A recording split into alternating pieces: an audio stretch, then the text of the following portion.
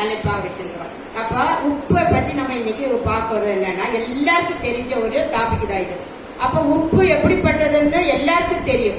அப்ப உப்பு அது சாரமற்று போனால் அது எதனால சாரமாக்கப்படும்? சாரமாக்கப்படுவது என்னன்னா, உப்பு தன்மை இழந்து போகும்போது அது கசப்பாக மாறுகிறது. அந்த கசப்பு தன்மை உப்புல வரும்போதுதான் அது சாரமற்றதாய் காணப்படுகிறது.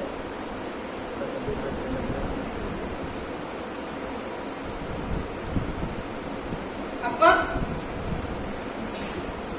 உப்பு சாரமாக்கப்படணும். அப்ப நம்மளுக்குள்ள இருக்கிற சாரம் எங்கேயோ கொஞ்சம் குறைஞ்சு போய் இருக்கிற அது உப்பு சுவை கொஞ்சம் குறைஞ்சதாய் காணப்படுகிறது. அந்த உப்பு சுவை குறைஞ்சது எந்த இடத்துல காணப்படுவது நம்மளை நாமே ஒரு விஷயம் ஆராய்ச்சி பார்ப்போம். இங்க இருக்கிறது நிறைய பேரு சகோதரிகள் தான். எல்லாருக்கும் சமையலை பத்தி தெரியும், எல்லாருக்கும் நல்ல சமைக்கவும் தெரியும், எல்லாருக்கும் நல்ல சாப்பிடவும் தெரியும். ஆனா அது எப்படி சமைச்சோம் எப்படி சாப்பிட்டோம் இல்ல காரியம், அது எப்படி இருந்துச்சுன்னு மத்தவங்க நம்மளுக்கு கமெண்ட் சொல்லுவாங்க. முதலாவது நம்ம வீட்டில் இருக்கிறவங்க நமக்கு கமெண்ட் சொல்லுவாங்க இது எப்படி இருந்துச்சுன்னு. அப்ப முதலாவது வீட்டு ஹஸ்பண்ட் கிட்ட கேட்பேன் நல்லா இருந்துச்சா, பிள்ளைங்கள் கிட்ட கேட்பேன் நல்லா இருக்கா, எல்லார்கிட்ட நம்ம பதில் கேட்போம் இது நல்லா இருந்துச்சா. அந்த கமெண்ட்டுக்கு தான் அங்க தேவன் பிரியப்படுகிறது. நம்ம கேள்வி கேட்கும் பொழுதுதான் அதுக்கு பதில் வரும். அப்ப இதே கொஸ்டின் அதே ஆன்சர்ல ஒரு கேள்வி இருக்கு, அதுக்குள்ள ஒரு ஆன்சரும் மறைஞ்சிருக்கிறது. அப்ப அது சாரமற்று போகும். ஆனால் அது குப்பையில போடுவதற்கும் மனிதர்கள் மிதிக்கிறதற்கும் மட்டும்தான் அது. அப்புறம் லாஸ்ட்ல சொல்லப்படுது எதுக்குமே உதவாது, எதுக்குமே உதவாது. ஆமா, நம்ம இப்ப எப்படி இருக்கோம்? உதவுனவர்களா இருக்கிறாங்களா, உதவாத்தவர்களாய் காணப்படுகிறார்களா, சமைக்கிறவர்களாய் மாத்திரம் காணப்படுகிறார்களா, சாப்பிடுறவர்களாய் மாத்திரம் காணப்படுகிறாளா? அதுக்குள்ள கமெண்ட் நம்ம கேட்கிறவருமா இருப்போமான்னு நம்மளை ஒரு விஷயம் ஆராய்ந்து பார்ப்போம். ஆராய்ந்து பார்க்கும் போதுதான் கர்த்தர் அதுல பிரியப்படுகிற தேவனாக இருக்கிறார். அப்ப இங்க நம்ம பார்க்கையில உப்பு எல்லாரும் சொல்லுவாங்க உப்பில்லா பண்டம் குப்பையிலன்னு சொல்லுவாங்க. அதுக்கு நம்ம என்ன தெரிஞ்சு வச்சிருக்கிறோம்? சரி இந்த பொருள் நல்லா இல்ல அதனால அது கெட்டு போச்சு அப்படின்னு நம்ம நினைப்போம். அப்ப ஆனா அதுக்கு ரெண்டு மீனிங் கொடுத்திருக்கிறேன். என்ன கொடுத்திருக்கிற? உப்பில்லா பண்ட குப்பையில. ஒரு பொருளுக்கு உப்பு இல்லாட்டி இருந்தா மூஞ்சியே மாறிடும். எல்லா இடத்துலயும் போய் நம்ம சாப்பிடுவோம், அதுல எல்லா டேஸ்ட் என்ன மறைஞ்சிருக்குது யாருக்கும் தெரியாது. ஆனா இந்த உப்பு ஆனது அதுக்குள்ள மறைஞ்சிருக்கிற அந்த மறைஞ்சிருக்கிறது ஆனாதான் அதிக டேஸ்டை கொடுக்கறது. அப்ப நம்ம அதை என்ன செய்ய, அதுக்கு உப்பு இல்லாட்டி இருந்தா அது கொண்டு போய் குப்பையில போடுன்னு ஃபர்ஸ்ட் சொல்லுவாங்க. ரெண்டாவது அந்த உப்பு இல்ல ஒரு பதார்த்தத்துக்கு உப்பு இல்லாட்டி இருந்தா அது சீக்கிரம் கெட்டு போயிடும். அதுக்கு கெட்டு போகிற ஒரு தன்மை அது உப்பு இல்லாட்டி இருந்தா. அதனாலதான் சொல்லுது உப்பில்லா பண்டம் குப்பையில சொல்லப்படுது. அப்போ நம்ம கர்த்தருக்குள்ள எவ்வளவு உப்பா இருக்கிறோம். நம்மளை வேர்பிரிக்கப்பட்ட ஜனமாக இந்த இடத்தில் நம்மளை கூட்டி சேர்த்தாரு, துதிக்க வைத்தாரு, பாட வைத்தாரு. ஆனால் கர்த்தருக்கு நம்ம என்ன செய்யறோம்? அவருக்காக நம்ம செய்கிற காரியம்தான் கர்த்தர் நமக்குள் பிரியப்படுகிறதா இருக்கிறார். கர்த்தருக்கு பிரியப்படுகிறவர்களாய் நம்ம காணப்பட வேண்டும். அதுதான் நம்ம மேல் கர்த்தர் வைத்திருக்கிற நோக்கமாக இருக்கிறோம். இங்க நம்ம பார்க்கிறோம் மார்க் எழுதின சுவிசேஷம் 9ஆம் அதிகாரம் அதுக்குள்ள 50வது வசனம்.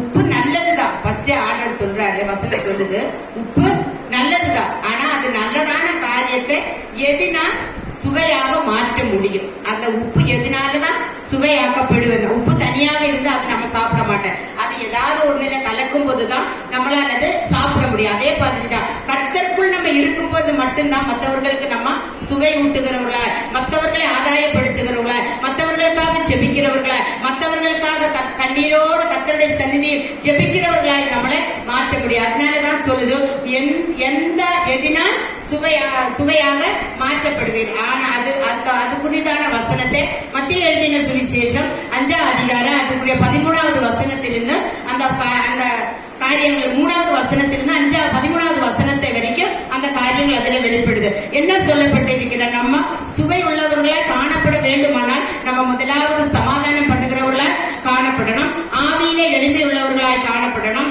சாந்த குணம் உள்ளவர்களாய் காணப்படணும், இரக்கம் உள்ளவர்களாய் காணப்படணும், இருதயத்திலே சுத்தம் உள்ளவர்களாய் நம்ம காணப்படும். இந்த காரியங்கள் எல்லாம் நமக்குள்ள இருந்தால் மட்டும்தான் நம்ம மற்றவங்களுக்கு சுவையாய் காணப்படும். உப்பு அது ஒரு சின்ன பொருள் தான், ஆனாலும் அது எவ்வளவு பெரிய காரியத்தை செய்கிற அதே மாதிரி தான் நமக்குள்ள இருக்கிற காரியங்கள், இப்படிப்பட்ட இந்த காரியங்கள் எல்லாம் நமக்குள்ள வெளிப்பட்டால் மட்டும்தான் மற்றவங்களுக்கு அது சுவையுள்ளதா காண செய்யும். கர்த்தர் நம்மோடு கூட இருக்கிறார். இந்த இடத்தில் அவர் நம்ம எப்படி இருக்கிறோம் என்று நம்மளை உற்று பார்த்து கொண்டு இந்த இடத்தில் இருக்க நம்ம மற்றவங்களிடத்துல சமாதானமாய் காணப்படுவோமா?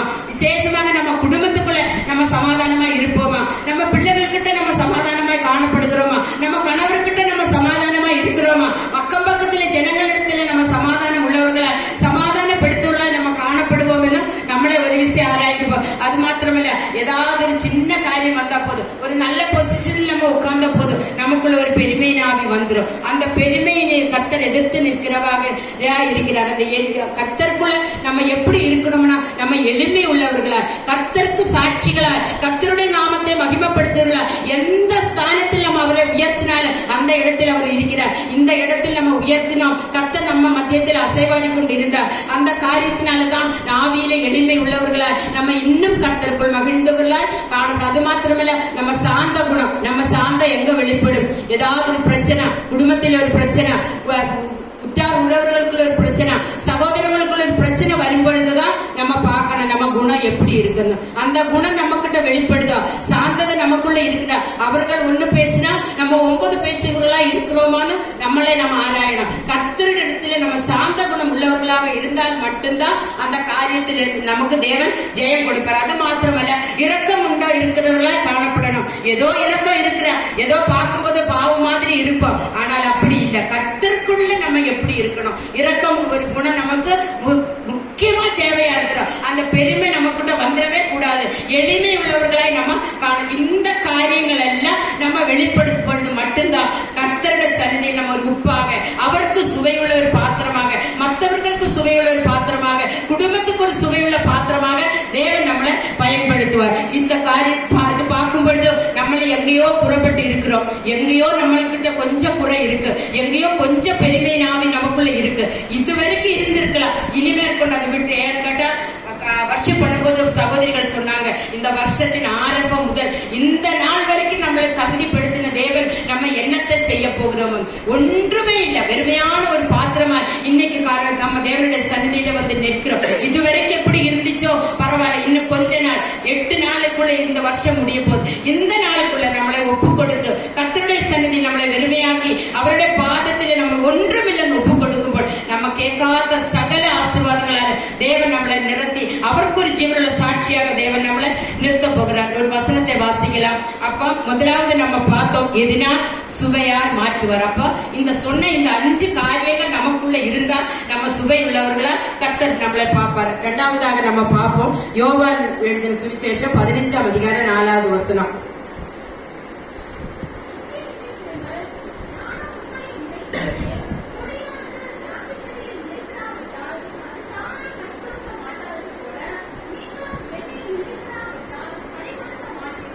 ஆமே. இப்ப நம்ம முதல்ல பார்த்தோம், எதுனா உப்பு, அது நம்ம ஒரு சுவை உள்ளவர்களா மாறுவது நம்ம பார்த்தோம். இப்ப இரண்டாவதாக நம்ம பார்க்கிறோம், எப்ப உப்பு தன் தன்மையை இழக்கும், அந்த உப்பு தன்மையை எப்ப அது இழக்கும், அப்ப அது இழந்து போறதுனாலதான் அது கசப்பாய் மாறினது. அப்ப அது இழந்ததுனால எப்ப அது இழந்துச்சுன்னு நம்ம பார்ப்போம். அப்ப வசனத்தை நம்ம வாசிச்சோம், உப்பு உப்பாக இருக்க வேண்டும். அது உப்பாக இருக்கிறது வரைக்கும் அது நல்லதுதான். அது இந்த தன்மையை அது மாறிச்சுன்னா அது ஒண்ணுக்கும் உதவாது. ஃபர்ஸ்ட் நம்ம பார்த்த மாதிரி இப்ப சொல்லுது, உப்பு தன் தன்மையை எப்போது, உப்பு உப்பாக இருக்கும் பொழுது அது உப்பாக இருக்கு. ஆனா அதனுள்ள தன்மை அது நம்ம பார்க்கும்போது அது சின்ன பொருள் தான். ஆனா அது ஒரு ஆகாரத்துக்குள்ள, இப்ப நம்ம எல்லாரும் பசியோட தான் இருக்கிறோம், எல்லாரும் பாஸ்டிங்கோட தான் வந்திருக்கிறோம். ஆனா இப்போ நம்ம ஒரு பிரியாணி செய்யறதுன்னு வச்சுக்கோ, எல்லாத்தையும் போட்டோம், அதுக்குள்ள எல்லா காரியத்தையும் போட்டு அந்த உப்பையும் எடுத்து போட்டோம். ஆனா அந்த உப்பு நம்ம தேடி கண்டுபிடிக்க முடியுமா?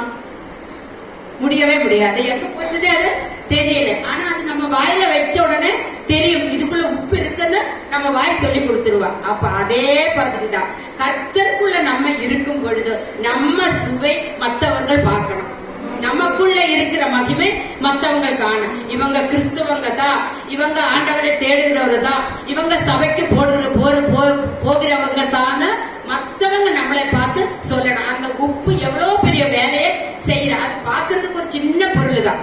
ஆனாலும் அது ஒரு சாப்பாடுக்குள்ள அது கலந்து போது கொடுக்கறதா காணப்படும். இப்ப நம்ம பெரிய ஒரு ஃபங்க்ஷனுக்கு பிரியாணி செய்யறோம்னா எல்லாம் செஞ்சு முடிச்சிட்டு கடைசியில அந்த சமையல்காரன் சொல்லுவான் உப்பு இருக்கா, அந்த ஓனரை கூப்பிட்டு கேட்பான், கொஞ்சம் எடுத்து கையில கொடுத்துட்டு சொல்லுவேன் உப்பு இருக்கா, இது போதுமா, மத்த எது இருக்கோன்னு யாரும் கேட்க மாட்டேன், அதுல உப்பு இருக்கா.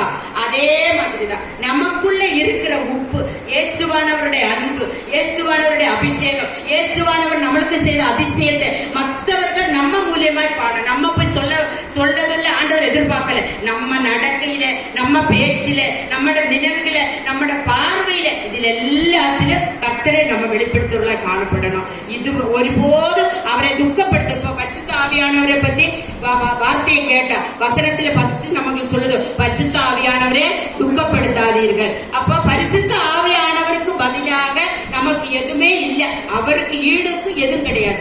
அப்ப அவருக்கு துணையாய் நம்ம காணப்படும் பொழுது, அவர் நம்மளை பயன்படுத்தும் பொழுது, அவர் நமக்குள்ள இருக்கும் பொழுது, நம்ம அவருக்குள்ள அல்ல, அவருக்குள்ள நம்ம காணப்படணும். நமக்குள்ள அவர் இருக்கிறதோட அவருக்குள்ள நம்ம காணப்படும் பொழுது, அந்த உப்பு அந்த பிரியாணிக்குள்ள எப்படி மறந்திருந்தாரோ அதே போல கர்த்தருக்குள்ள மறைந்திருக்கும் பொழுது அவர் நம்மளை கொண்டு செய்ய வைத்திருக்கிற திட்டங்கள் பெருசு, அது கண்டுபிடிக்கவே முடியாது. கர்த்தருக்குள்ள நம்ம காணப்படும் பொழுது நம்மளுடைய அந்த காரியம் தேவன் நம்மளுக்கு வெளிப்படுத்தும் பொழுது, நம்மளோடு பேசுகிற தேவன், இந்த இடத்திலே நம்மளுக்காக பரிந்து பேசுகிற தேவன் நம்மளோடு இருக்கும் பொழுது அவருக்காக நம்ம என்னத்தை செய்தோம், இன்னும் அவருக்கு இருக்கிற நாட்களில் கர்த்தருக்கு மகிமையான பாத்திரங்களாய் நம்ம காணப்படும். அது மாத்திரமல்ல, ஒரு வசனத்தை வாசிக்கலாம், கொலோசியர் 4:6.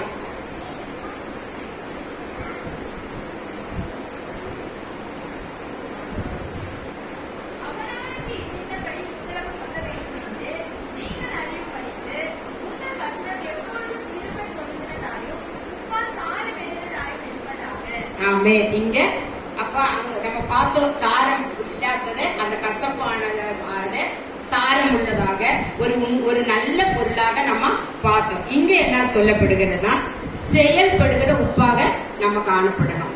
ஏதோ இருக்கிறோம், நானும் சபைக்கு போறோம், நானும் ஜெபிக்கிறோம், நானும் உபவாச கூட்டத்துக்கு போறோம், நானும் செய்யறோம் அப்படி இல்லாதபடிக்கு செயல்படுகிறவர்களா நம்ம காணப்படணும். நமக்குள்ள எந்த செயல்பாடு இருக்கிறோம்னா, நமக்குள்ள எல்லா தாளந்துகளையும் ஆண்டவர் கொடுத்திருக்கிறார். ஆனா ஆண்டவருக்கு அந்த செயல்படுவோமா, ஆண்டவருக்கு அதை பயன்படுத்துவோமா, மற்றவர்களுக்காக நம்ம என்ன செய்வோம், நம்ம செயல்படுகிறவர்களா காணப்பட வேண்டும். அப்ப உப்பானது அது ஜாடிக்குள்ள இருக்கிற வரைக்கும் எந்த செயல்பாடும் கிடையாது, அது அங்கதான் இருக்கு. நம்ம வச்சோம், கொட்டி வச்சோம், சுத்தப்படுத்தி அதுல வச்சோம், அது அதுலதான் இருக்கும். அந்த உப்பு அந்த ஜாடிக்குள்ளதான் இருக்கும்.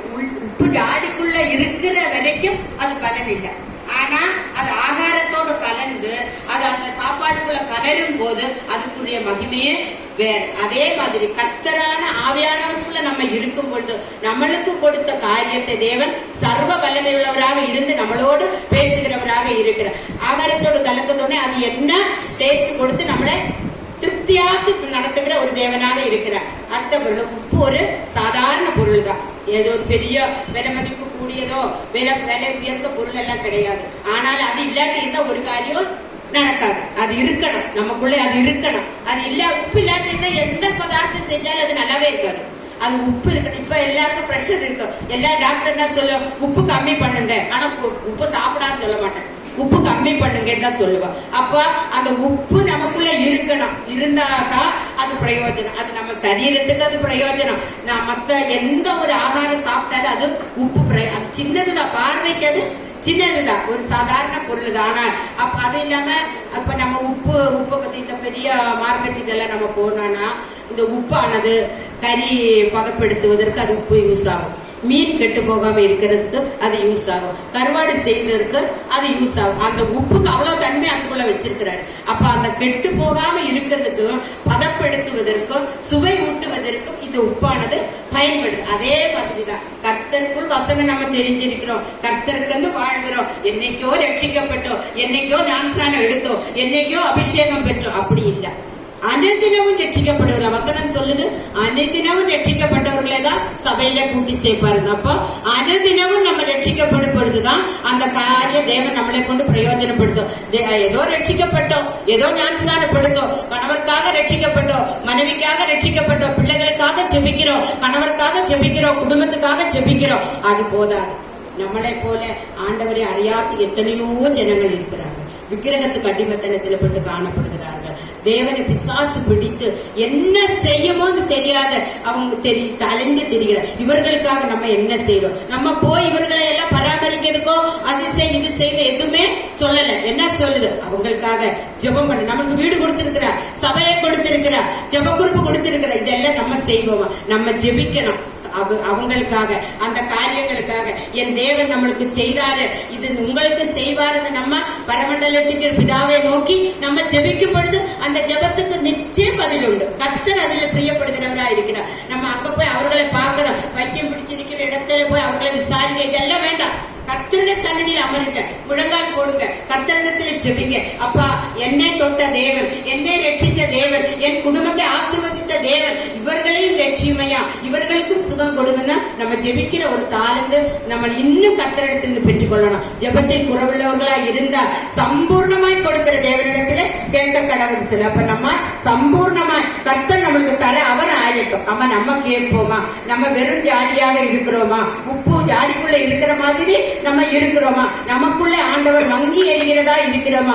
ஏதோ எழுப்பி பிரகாசிக்கிறவர்களா இருக்கிற போது நம்மளை நாம ஒரு விஷயம் ஆராய்ந்து பார்ப்போம். கர்த்தர் இந்த இடத்துல நம்மளோடு பேசிக்கொண்டிருந்த தேவன் இன்னும் பெரிய காரியங்களை செய்ய ஒரு உப்பு சுவை உள்ளதா இருக்கணும்னா நம்ம எப்படி இருக்கணும்? அப்ப அதுக்கு ஒரு சின்ன ஒரு எக்ஸாம்பிள் சொல்லலாம். 2 ராஜாக்கள் 5ஆம் அதிகாரம், அதுக்குள்ள 1.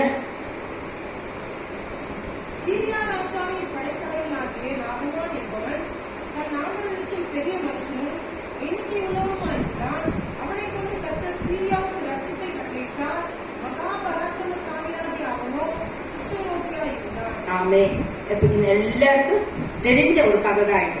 எல்லாரும் நம்ம வீட்டுல படிக்கிற கதை தான். ஆனாலும் இந்த இடத்துல ஒரு ஹீரோ இருக்கு, ஹீரோயின் இருக்கு, அடிமை பெண் இருக்கு, எல்லாரும் இருக்கு. நம்ம அவங்களை மட்டும் கொஞ்சம் சுருக்கமா, எல்லாம் பெருசா எல்லாம் நான் சொல்லப்படுதில்லை, சுருக்கமா ஏன்னு எல்லாருக்கும் தெரிஞ்ச கதை தான். நம்ம எப்படி இருக்கோம் அந்த வசனத்துல, நம்ம எப்படி இருக்கிறோம். அப்ப அவங்க என்ன, ஒரு பெரிய ராஜா. நம்மளா இருந்தா என்ன சொல்லும்? அக்கம் பக்கத்துல பக்கத்து வீட்டுல கூட ஆண்டவரை பத்தி சொல்ல மாட்டேன். எதுக்கிட்ட நமக்கு ஸ்டேட்டஸ் குறைஞ்சிடும், ஏதோ ஒண்ணு சொல்லுவாங்க, ஏதோ ஒண்ணு தப்பா நினைப்பாங்க சொல்லி இப்ப என்ன பண்ணுது? ராஜா வீட்டுக்கு ஒரு அடிமை பெண்ணு, இஸ்ரவேல் நாட்டை சேர்ந்த ஒரு அடிமை பெண்ணு அவங்க வீட்டுக்கு, அதுவும் அடிமையா வந்த பொண்ணு சீரியா ராஜாவின் வீட்டுல அவங்க வீட்டுக்கார அம்மா அப்படியே நம்ம ஸ்டைல்ல சொல்லிச்சுன்னா அவங்க மனைவிக்கு வீட்டு வேலைக்காக ஒரு பொண்ணு, அடிமை பொண்ணு ஒருத்தி வந்தா. அவ எந்த நாட்டுக்காரி? இஸ்ரவேல் நாட்டுக்காரி.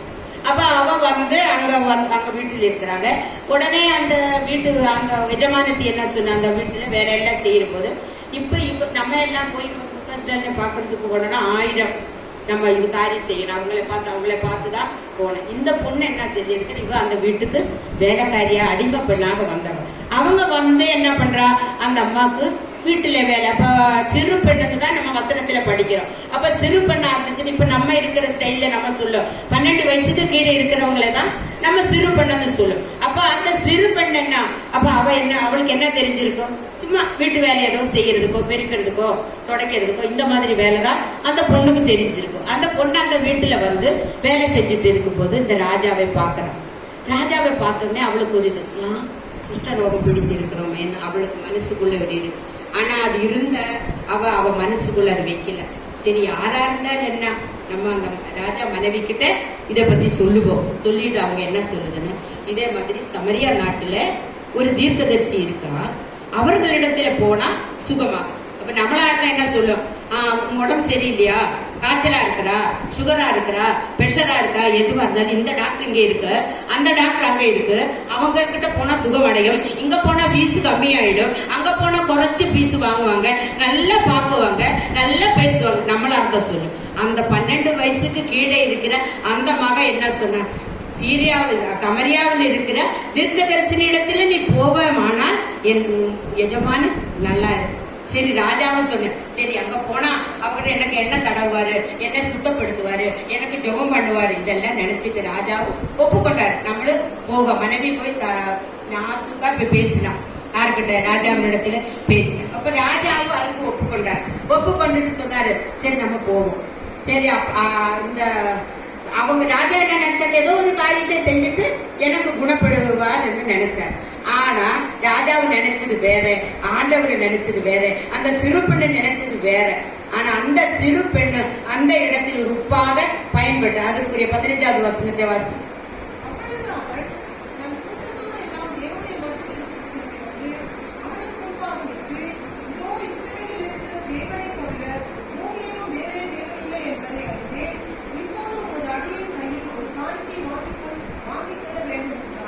அப்போ அந்த ராஜா நினைச்சாரு சரி ஏதோ ஒண்ணு செஞ்சு என்ன குணப்படுத்த. அந்த மேல் வசனங்களில் எல்லாம் நம்ம படிக்கும் பொழுது இருக்கு சரி அப்படியெல்லாம் இது நான் என்ன நம்ம ஊர்ல டாக்டர்கள் எல்லாமே இருக்கிறாங்க, நான் குளிக்காம இருக்கிறாங்க, இப்படி எல்லாம் இவங்க எனக்கு சொல்றாங்கன்னு சொல்லிட்டு லாஸ்ட்ல அந்த 15வது வசனத்துல சொல்லுது இஸ்ரவேலின் தேவனை தவிர வேறொரு தேவனால இது கூடாத காரியம். அந்த பொண்ணு அந்த இடத்துல அந்த வார்த்தையை சொல்லலைன்னா அந்த சீரியா நாட்டுக்கு எப்படி ரட்சிப்பு வந்திருக்கும்? இப்ப இந்தியா தேசத்துக்காக நம்ம தொடர்ந்து ஜெபிக்கிறோம், ஜனங்களுக்காக நம்ம ஜெபிக்கிறோம், ஆத்ம பாரத்தோட ஜெபிக்கிறோம். எங்க பார்த்தாலும் அவங்க தான் முன்னால ஏறி நிக்கிறது. அந்த ஜெபிக்கிற ஜெபம் எல்லாம் எங்க போகுது? அந்த சிறு பெண்ணு செஞ்சது நம்ம செய்வோமா? சொல்ல வேண்டியது அவ அங்க போ, சபைக்கு போ, சர்ச்சுக்கு போ, இந்த இது செய் அது செய், எதுவுமே சொல்லல. அவ என்ன சொன்ன? சீரியா சமரியா நாட்டுல ஒரு தீர்க்கதரிசி இருக்கு, அந்த இடத்துல போ. இது மட்டும்தான் அவ சொன்ன. நீ ரட்சிக்கப்படு, நீ ஆண்டவரை தேடு, ஆண்டவர்கிட்ட வா, ஒண்ணும் இல்லாது. சொல்ல வேண்டியது அந்த உப்பு மாதிரி கருத்தா அவ சொன்னாங்க.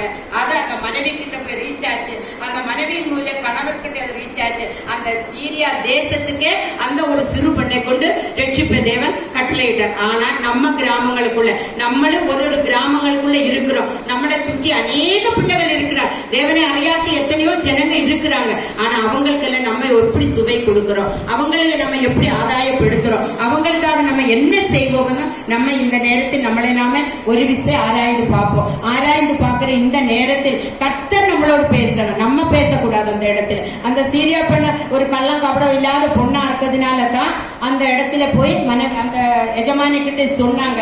நம்ம சொல்லுவோமா? நம்மளை ஒரு விஷயம் ஆராய்ந்து பார்க்கலாம். நம்ம அந்த சிறு பெண்ணு செஞ்ச வேலையினால சீரியா நாட்டுக்கே தேவ ரட்சிப்பை கொடுத்தார். அதே தேவன் தான் இன்னைக்கு நம்ம நடுவில் அசைவாடி கொண்டிருக்கிறவர், நம்ம நடுவில் அவர் பேசிக் கொண்டிருக்கிறது. நம்மளை கொண்டு பெரிய காரியங்களை அவர் செய்வதற்கு அவர் வல்லமை உள்ள தேவனாக இந்த இடத்தில் நமக்காக அவர் இருக்கிறார். நம்ம அவருக்காக என்ன செய்வோம்? நான் ஒரு சின்ன ஒரு மிஷனரி கதையை சொல்றேன். எல்லாருக்கும் தெரிஞ்ச கதை தான், ஆனா எனக்கு இப்பதான் இது தெரியும். பகத்சிங்கை பத்தி எல்லாருக்கும் தெரியும். அவர் யாருன்னு எல்லாருக்கும் தெரியும். அவர் ஒரு மிஷனரி. அப்ப எப்ப மிஷனரி ஆச்சு? கத்தரை தெரிஞ்சதுக்கு அப்புறம். கத்தரை தெரியுதுக்கு முன்ன அவரே மாதிரி ஒரு மோசமானவங்க யாரும் கிடையாது. அவரு ஒரு 10 நம்ம இந்தியா தேசத்தை சேர்ந்தவர். அவரு பஞ்சாபில் இருக்கிறவர். அவரு சிங்கு ஜாதியை சேர்ந்தவங்க. இந்த தலையெல்லாம் சீக்கியர் அது இருக்கிற ஜனங்க. அவரு அப்ப நம்மளுக்கு கிறிஸ்துவங்களுக்கு விரோதமா இருக்கிற ஒரு கூட்டம். அந்த ஜாதி அப்படி கிறிஸ்துவங்களை ஏத்துக்கவும் மாட்டேன். நம்ம எது சொன்னாலும் அவங்க இவங்களுக்காக தான் நம்ம இந்த சீரியா பண்ண போல மாறணும். அப்போ இப்ப என்ன பண்ணிருக்கிறாங்க? சரி 10ஆம் கிளாஸ் வரைக்கும் படிச்சு நல்லா படிக்கிறதுக்கு நல்ல டேலண்ட் இருக்கிற ஒரு பையன். அப்படி இருக்கும்போது சரி அவங்க அப்பா நல்ல தொழிலதிபர், நல்ல பணக்கார வசதி இருக்கிற ஒரு அவங்க அப்பா. அப்படி இருக்கும்போது சரி நம்ம பிள்ளைதான் நல்லா படிச்சு பாஸ் ஆயிட்டோமே, இவனை லண்டன்ல படிக்க வைக்கலாம் சொல்லி லண்டன் யூனிவர்சிட்டிக்கு அனுப்பிவிட்டார்.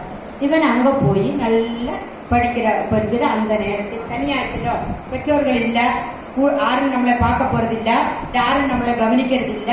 இதெல்லாம் அவருக்கு இது ஒரு சாதகமாச்சு. இப்படி இருக்கும் போது என்ன பண்ணிருக்கிறாரு?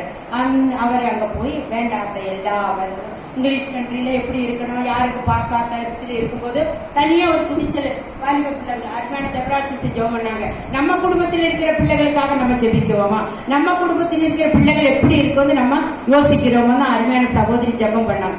அதே மாதிரிதான் அந்த பெற்றோர்கள் கூட இருக்கிற வரைக்கும் ஒரு ஒழுக்கமான பையன் ஏற அவங்களை ஏமாத்துறதுக்கு பெற்றோர்களை ஏமாத்து. அந்த லண்டனுக்கு தனியா போன உடனே அவருக்குள்ள இருக்கிற எல்லா கெட்ட பழக்கங்களும் வெளியில வந்துச்சு. வெளியில வந்த உடனே என்ன செய்ய?